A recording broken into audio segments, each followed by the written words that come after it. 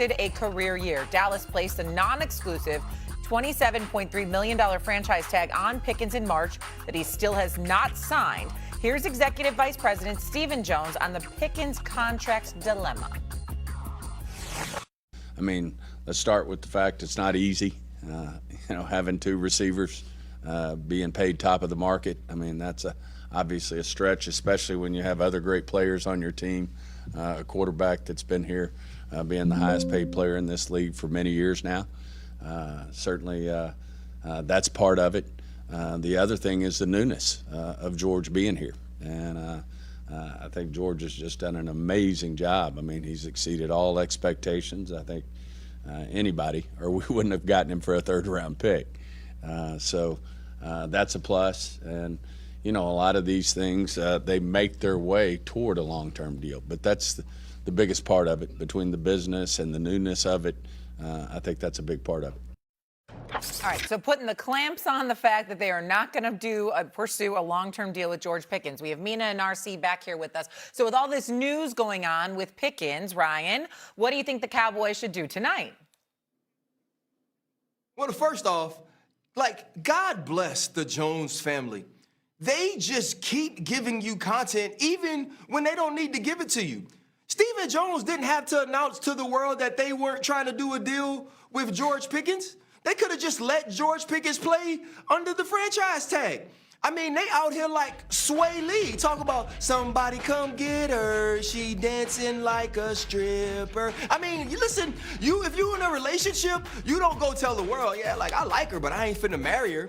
There's something about George Pickens and being within that locker room that they are saying, okay, he has to go prove it again. He was the best wide receiver on this team last year. So what they're telling me, at least in my mind, is we're going to draft a wide receiver if Jordan Tyson is there at number 12. And if we draft a wide receiver at number 12, what we're hoping is someone was sitting at home last year watching the film of George Pickens play on the level of Jamar Chase, play on the level of a Justin Jefferson, and they're going to be willing to give us a draft pick, whether it be in this draft or the next draft, that we can now continue to build a team with. But to me, when you put this news out there, there are teams who know that maybe if a Sonny Styles falls or maybe if an Arvell Reese falls, you're not going to put together a package to move up and get them. And hell, if you want to make a big splash, let's say Jeremiah Love gets past number 5 and you think, let's just add another dynamic player because we might not have George Pickens. You're not even trying to do that. And so to me, to let this information get out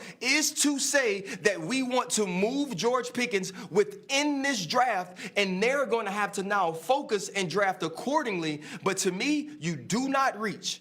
If a wide receiver falls to you at 12, namely Jordan Tyson, I believe you make that move. If not, you draft the best player available for a defense that needs a ton of work. Mina? I don't think that the Jones family had to do a presser to get the word out. I mean, their phones work, right? They know the other owners and GMs in the league. This, to me, I felt like they were pre-justifying to their fan base what might happen in this draft, which is the possibility they might take a receiver and look to trade Pickens. And if they do that, if they got Jordan Tyson and they got a significant draft pick for Pickens, honestly, I would praise them. That would be good business on their part. As far as those two picks go, though, there are a lot of needs on defense with this team. We talk about this, really it's been a few years now, but they could go edge, they could go linebacker, they could go safety, they could go corner. Yes, I am naming every single position on defense because they need all of them. So I do think that if you're Dallas, you want to consider holding on to those picks. Possibly I would consider moving out for Arvell Reese, but that's it. Here's the deal. We talk about the Cowboys here. Understand that, first of all, a couple of things. RC is phenomenal. There's so much when it comes to football. Singing is not your gift, my brother. It just isn't. Just want to get that out the way. Just get that I was just doing the hook, Stephen A. I understand, but I'm here for you. I'm here for you, my brother. I'm here for you. We all have a gift. That ain't yours, okay? Let's get that out the way. Right? Now that we've said that, let's say this, okay? Like Mina said, they need everything on defense. They need an edge rusher, right? They need a linebacker. They need a cornerback. We know they have a multitude of needs, right? Here's my problem with the Dallas Cowboys. They're so interested in the damn headlines. They're so interested in the damn sizzle. They never realize the rippling effect it has on the franchise. You got a quarterback that's been on the record saying he wants George Pickens back. You got a guy in CeeDee Lamb that says he wants his teammate back, all right? You got this stuff. Now, that doesn't mean that you make those decisions based on what players want, but if you got high-end producers on the offensive side of the ball and you know that you've developed that kind of chemistry and you're clicking, you certainly don't want to get in the way of that. And if you're going to get in the way of that, then you handle it differently. You don't handle it in similar fashion to what you did with Micah Parsons, because before long, stuff gets in the way. Like, for example, when you made your trades mid-season, had you done it a couple of weeks earlier, you might have had a shot at making the playoffs, but you waited. And so I just look at them and I just say to myself, okay, if you're going to do something, do it. You want to draft a wide receiver, fine. You want to use these 2 picks on the defensive player, fine. But what you do is you'll go ahead after franchise tagging George Pickens. You move on from him. Why? Because you know you don't want that brother in your locker room because of the way you handled it, how salty he is going to be, the likelihood of him being on the football field making business decisions because he's got a long-term deal that he's aspiring for. So there's certain things that he would do on the football field that he may not do this year that he was willing to do last year. All of these things play a role, and Jerry Jones and Stephen Jones never seem to think about it much as they think about these press conferences that generate headlines, that make them the center of attention, which is, I'm not telling you anything I haven't told them to their face. It's what they do, but they're going to do it anyway, period. All right, we'll see what happens tonight. Again, the Cowboys have 2 picks in the first round. Enjoy, Mina and Ryan. Thank you. Enjoy Pittsburgh and the nice weather, y'all. Coming up, we are in the middle of the NBA playoffs, and Kenny Smith, you remember he won back-to-back titles in Houston. Does the former Rockets war that will pay him $12.5 million per season?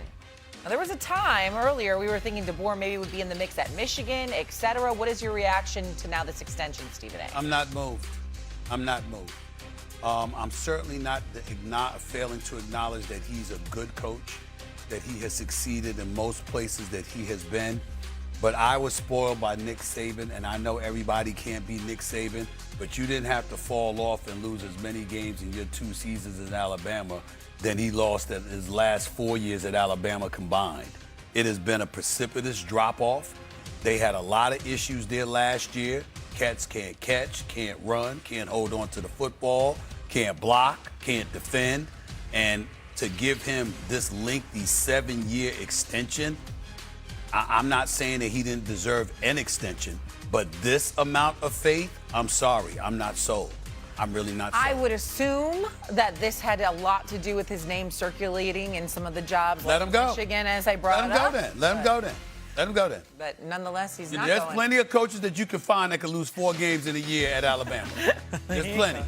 Coming up, Kenny Smith won back-to-back titles in Houston. Does the former Rocket star think LeBron has been really good or his team has just been really bad? We'll ask him next.